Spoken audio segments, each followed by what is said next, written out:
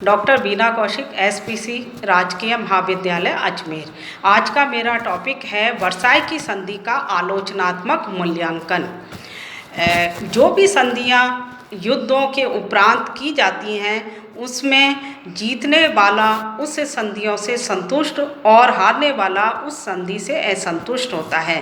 परंतु वर्साई की संधि ऐसी थी जिससे में जीतने और हारने वाले दोनों ही असंतुष्ट रहे।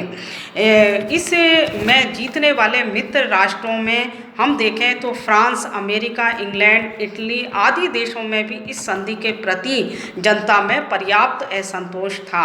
राष्ट्रपति विल्सन ने इस संधि को अपूर्ण मानते हुए इसमें संशोधन की आवश्यकता को स्वीकार किया। दक्षिण अफ्रीका के राष्ट्रपति ने भी संधि के विषय में कहा है कि मैंने संधि पर हस्ताक्षर इसलिए नहीं किए कि इसको मैं संतोषजनक मानता हूँ, वरन युद्ध की स्थिति का अंत करने के लिए किए गए हैं। तो वर्साई की संधि पर टिप्पणी करते हुए कहा गया है कि वर्साई की संधि कोई संधि नहीं थी, ये 20 सालों के लिए युद्ध विराम संधि थी। अर्थात वर्साई की संधि जो है मुख्य रूप से हम देखें तो इसकी आलोचना बहुत ज़्यादा हुई है, इसके दोष बहुत ज़्यादा थे।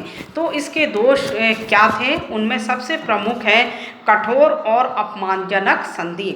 वर्साई की संधि की प्रादेशिक, आर्थिक और सैनिक व्यवस्था संबंधी धाराएं कठोर और अपमानजनक थीं। प्रादेशिक व्यवस्थाएं द्वारा जिस प्रकार जर्मनी का अंग भंग कर दिया गया उससे उसकी राजनीतिक शक्ति और प्रतिष्ठा को गहरा आघात पहुंचा। उसका उपनिवेश साम्राज्य छीन लिया गया। सैनिक व्यवस्थाओं द्वारा उसकी सैनिक शक्ति को कमजोर व छोटे से राज्य से भी कम कर दिया गया। स्थल सेना, नौसेना पर प्रतिबंध लगा दिया गया। आर्थिक व्यवस्थाओं द्वारा उसके खनिज उत्पादनों, औद्योगिक क्षेत्रों को उससे छीनकर भविष्य में उसकी आर्थिक व्यवस्था का मार्ग अवरुद्ध कर दिया गया। दूसरी ओर उस पर क्षतिपूर्ति इतनी अधिक राशि लाद दी गई जिसका भुगतान असंभव था।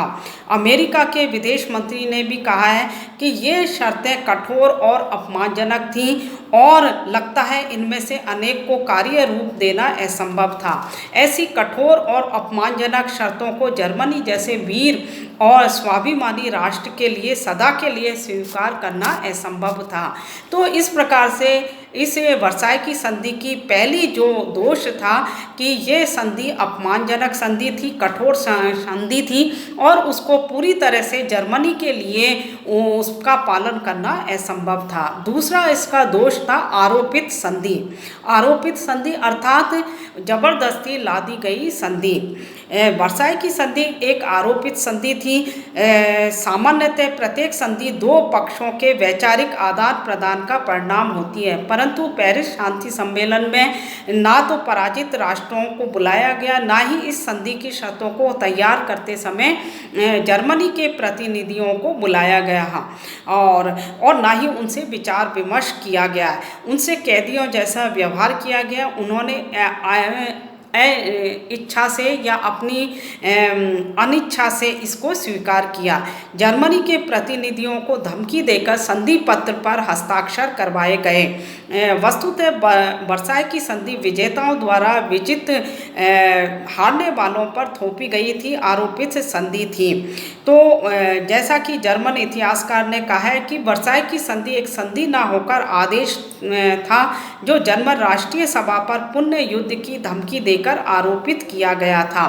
तो ये एक जबरदस्ती लादी गई और थोपी गई संधि थी, तो उसका पालन करना जर्मनी के लिए संभव नहीं था। इस संबंध में E.H. कार ने बिल्कुल सही लिखा है। वैसे तो युद्ध समाप्त करने वाली प्रत्येक संधि आरोपित संधि होती है, परंतु वर्साई की संधि में आरोपित किए जाने का भाव आधुनिक काल की किसी भी संधि की अपेक्षा अधिक था। तो वर्साई की संधि की दूसरी प्रमुख दोष जो था कि जबरदस्ती लागू की गई थी। जर्मनी पर यह दबाव डाला गया था कि यदि उन्होंने इस संधि पत्र पर हस्ताक्षर नहीं किए तो उन्हें दोबारा युद्ध का मुंह देखना पड़ेगा।